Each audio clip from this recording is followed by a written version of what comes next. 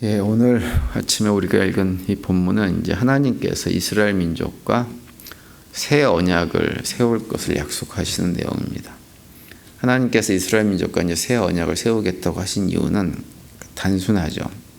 우선 왜 그러냐면 이스라엘 민족이 처음 하나님과 맺었던 언약을 제대로 지키지를 않았기 때문입니다. 그래서 이제 하나님께서 처음 시내산에서 이스라엘 민족과 맺었던 언약의 방식이 아니라 다른 방식의 새 언약을 맺겠다고 지금 말씀을 하고 있는 거예요. 그래서 오늘 본문 32절에 이렇게 말씀하죠. 나 여호와가 말하노라. 이 언약은 내가 그들의 열조의 손을 잡고 애굽 땅에서 인도하여 내던 날에 세운 것과 같지 아니할 것은 내가 그들의 남편이 되었어도 그들이 내 언약을 파하였습니다. 이렇게 말씀을 합니다. 그는 애굽 땅에서 인도하여 내던 날, 다시 말하면 이스라엘 백성들이 광야 생활을 할 때 시내산에서 세웠던 언약을 말씀하는 거죠. 그런데 이스라엘 백성들이 그 언약을 제대로 지키지 못했기 때문에 새 언약은 그런 방식으로는 언약을 맺지를 않겠다고 하는 거예요. 이스라엘 민족들에게 하나님께서 맺어주었던 첫 번째 언약은 어디다 새겼냐면 돌판에다가 새겨준 거죠. 그런데 그 돌판에 새겨준 언약의 말씀을 이스라엘 민족이 어떻게 했냐면 마치 그 모세가 시내산에서 이제 올라갔다가 하나님께 언약의 돌판을 받고 내려왔더니 어떤 일이 벌어지냐면 그 산 밑에서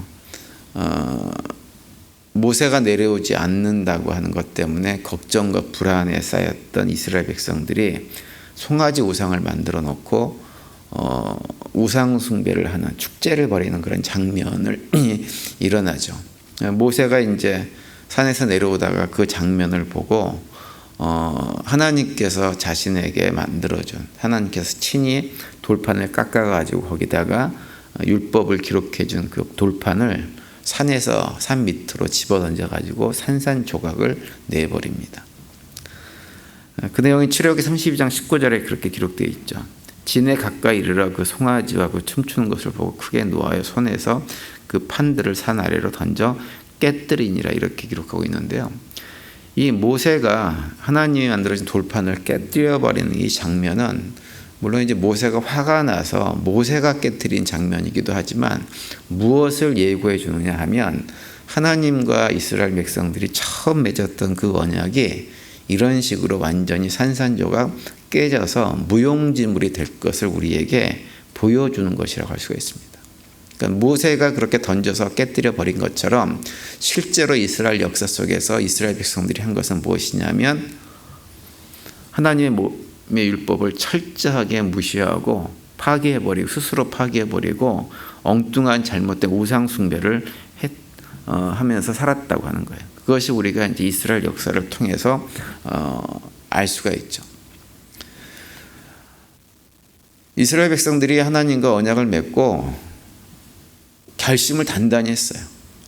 모세 앞에서도 자신들이 그 율법을 철저하게 지키겠다고 약속을 했고 또 나중에 이제 광야 생활을 다 끝내고 출애굽 2세대가 가나안 땅에 들어가서 가나안 땅을 정복한 다음에 이제 여호수아가 죽기 직전에 다시 한번 확약을 시키죠.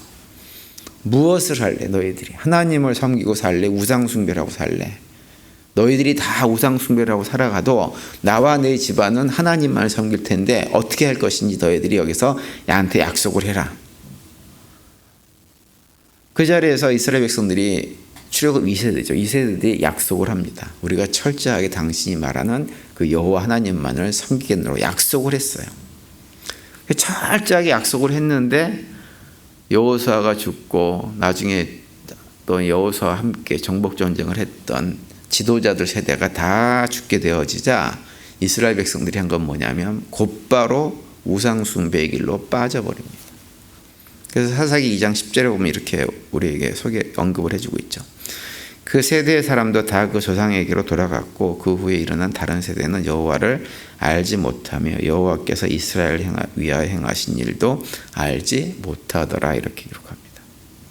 알지 못한다는 얘기는 다 잊어버렸다는 얘기예요. 다 잊어버리고 자기들 마음대로 삶을 살게 됐다고 하는 것입니다. 그래서 이 말씀 이후에 사사기의 내용을 보면 이스라엘 백성들이 철저하게 하나님을 떠나서 우상 숭배를 하며 살아가는 동안에 그들의 삶이 어떻게 바뀌어가는지를 보여주는데 결론적으로는 어떤 얘기냐면 그들의 삶이 지옥으로 바뀌어버립니다. 지옥 같은 삶을 살아가게 되어죠. 그리고 나중에 이제 사사기 끝부분에 가게 되어지면 이스라엘 민족 내부 갈등으로 어떻게 되냐면 베냐민 지파가 완전히 멸문을 당해버리는 일이 벌어집니다. 그러면서 이제 사사기 맨 마지막 장 마지막 절에 뭐라고 언급을 하고 있냐면 그때 이스라엘에 왕이 없으므로 사람이 각기 자기의 소견에 옳은 대로 행하였더라 이렇게 기록합니다. 하나님이 왕이세요. 하나님이 왕이신데 그 하나님이 왕이신 하나님을 완전히 철저하게 배제해버리고 하나님의 말씀에 순종하지 않고 살아가니까 왕이 없는 거예요. 왕이 없으니까 어떻게 하느냐? 각기 자기 소견에 옳은 대로 행하면서 살았다고 하는 거예요. 이 사사기 마지막 장 마지막 절 말씀은 오늘날 우리들도 굉장히 깊이 묵상해야 되는 말씀입니다. 현대 사회는 다 무엇을 철저하게 강조하냐면 자기 소견에 옳은 대로 행하라고 가르치는 사회가 현대 사회입니다. 그래서 현대인들은 다 자기 생각이 옳아요. 자기가 판단하고 생각하는 것이 옳고 다른 사람 얘기는 전혀 듣지 않으려고 사람의 얘기만 안 듣는 것이 아니라 하나님의 말씀도 철저하게 무시하고 살아가고 심지어는 교회 공동체 안에서도 하나님 말씀보단 내 생각과 내 판단이 옳다라고 주장하는 사람들이 차고 넘치는 것이 현대 사회입니다. 그래서 점점점 이스라엘 민족이 사사기 이후에 지옥으로 삶이 변해졌던 것처럼 우리의 삶도 지금 그렇게 바뀌어가고 있어요. 그리고 그런 모습이 나중에 이제 사울 왕이 등장을 하고 왕조가 시작되고 남북 왕국이 분열된 이후에 점점 깊어지죠. 그래서 두 나라가 완전히 멸망하는 순간까지 계속되어집니다. 중간중간에 선하고 믿음 생활을 바르게 하려고 했던 왕들이 등장을 하지만 이미 이스라엘 민족 전체가 하나님 말씀 처음 언약을 깨뜨려 버리고 그들의 삶 속에 뿌리 깊게 자리 잡고 있던 우상 숭배 타락한 모습을 되돌리는 데는 그 선한 왕들의 역할이 역부족이었어요. 그래서 이스라엘 역사가 이렇게 점점점 멸망하고 삶 자체가 완전히 지옥으로 바뀌는 이 모습은 우리 인간의 존재가 스스로 하나님 자리에 앉았을 때 그렇게 살아가는 삶의 결과가 무엇인지를 우리에게 정확하게 보여주는 거예요. 이제 그렇게 살다가 결국은 오늘 본문 우리가 읽은 예레미야서에 나와 있는 대로 남왕국 유다까지도 마지막 멸망의 직전 단계까지 오게 된 거죠. 이제 그런 상황인데 그 순간에 하나님께서 예레미야를 통해서 오늘 본문에 기록된 놀라운 말씀 약속을 선포하고 있는 거예요. 하나님께서 이스라엘 민족과 출애굽할 때 시내산에서 맺었던 언약은 너희들이 다 폐기하였으니 그건 무용지물로 하고 없던 걸로 하고 내가 이제 새로운 언약을 너희들에게 맺어주시겠다고 말씀하는 거예요. 너희들을 새로운 언약 공동체로 내가 다시 세우겠다고 하는 거예요. 그러면서 하시는 말씀이 내가 세울 새 언약은 너희들이 그동안 지키지 못했던 그런 방식의 언약, 다시 말하면 돌판에 새겼던 언약과는 완전히 다른 언약이다. 그러면서 그 언약을 어디서 새겨주겠다고 말씀하시냐면 우리의 마음판에 새겨주겠다고 하시고 하나님께서 우리의 마음판에 언약의 말씀을 새겨주심으로 다시는 사람들이 다른 사람들에게 여호와를 알라고 말할 필요가 없을 만큼 그 마음이 품고 살게 만들어주시겠다고 말씀을 하고 계세요.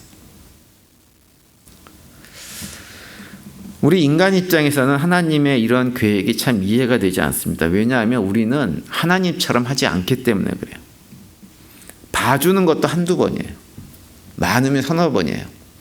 베드로가 예수님께 물었던 대로 7번까지 봐주면 된다고 우리는 생각합니다.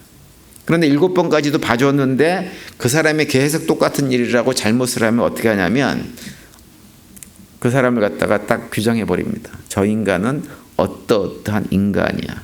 낙인을 딱 찍어버리고 두 번 다시 상대를 안 하는 것이 우리 인간들의 모습이에요. 그게 우리예요. 그런데 하나님은 그렇게 하지 않으시는 분이세요. 우리가 하나님의 언약을 파괴하고 잘못하고 계속 잘못하면서 그 악한 상황을 스스로 만들고 타락이 깊어지고 그런 상황 속에서도 하나님의 마음은 무엇이냐면 우리를 그냥 구원해 내시기 위한 마음. 그래서 구원해 내기 위해서 하나님께서 할 수 있는 모든 것들을 다 하시는 분이 누구냐? 우리 하나님이세요. 그래서 새 언약으로 새롭게 시작하시겠다고 하시는 거예요.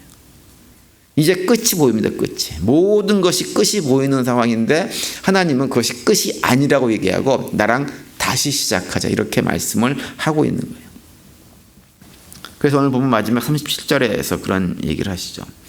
나 여호와가 이같이 말하노라. 위로 하늘을 측량할 수 있으며 아래로 땅의 기초를 탐지할 수 있다면 내가 이스라엘 자손에 행한 모든 일을 인하여 그들을 다 버리리라. 여호와의 말씀이라. 이렇게 말씀하세요. 이 말씀 무엇이냐면 하나님께서 결코 이스라엘 백성들을 버리지 않겠다고 강조하는 거예요.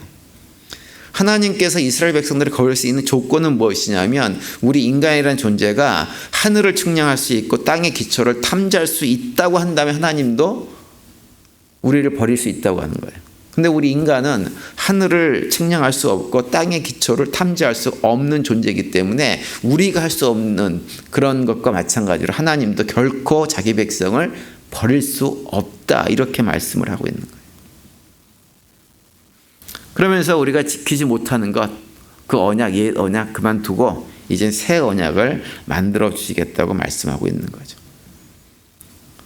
그래서 33절에 이렇게 말씀하죠. 나 여호와가 말하노라. 그러나 그날 이후에 내가 이스라엘 집에 세울 언약은 이러하니 곧 내가 나의 법을 그들의 속에 두며 그 마음에 기록하여 나는 그들의 하나님이 되고 그들은 내 백성이 될 것이라.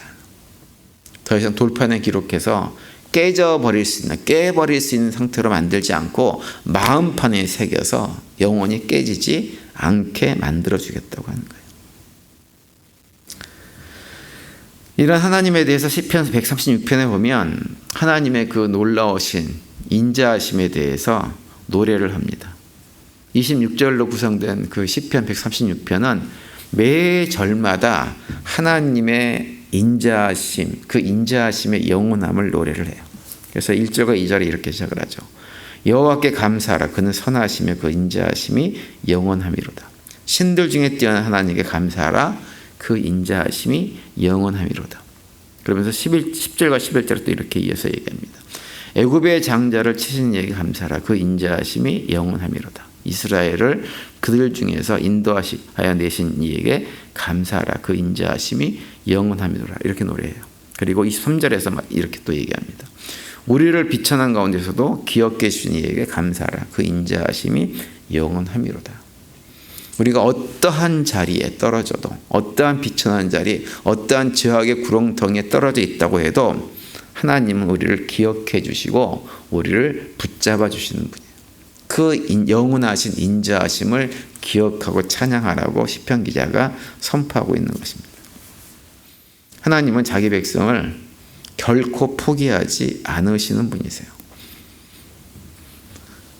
하나님이 구원하기식으로 계획하셨던 처음 계획 그대로 하나님은 결국 자기 백성을 사단마귀의 소나기에 놀아나면서 지옥을 경험하는 그 자리에서 구원해내기 위해서 어떠한 대가를 치르는 것도 마다하지 않는 분이 우리 하나님이세요. 그래서 하나님께서 독생자 예수 그리스도를 이 땅에 보내시고 그분의 목숨을 우리의 죄를 대속하는 값으로 기꺼이 내어주시고 그것을 통해서 우리에게 새 언약을 맺어주신 것입니다.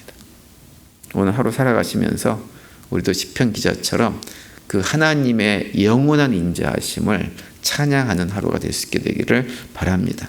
그리고 그 인자하심을 믿고 하나님에게 소망을 두는 가운데 우리가 어떤 처지 형편에 있든지 하나님께 주신 참된 평강을 오늘도 풍성히 누리며 살아가는 복된 하루가 되시기를 간절히 축원을 드립니다.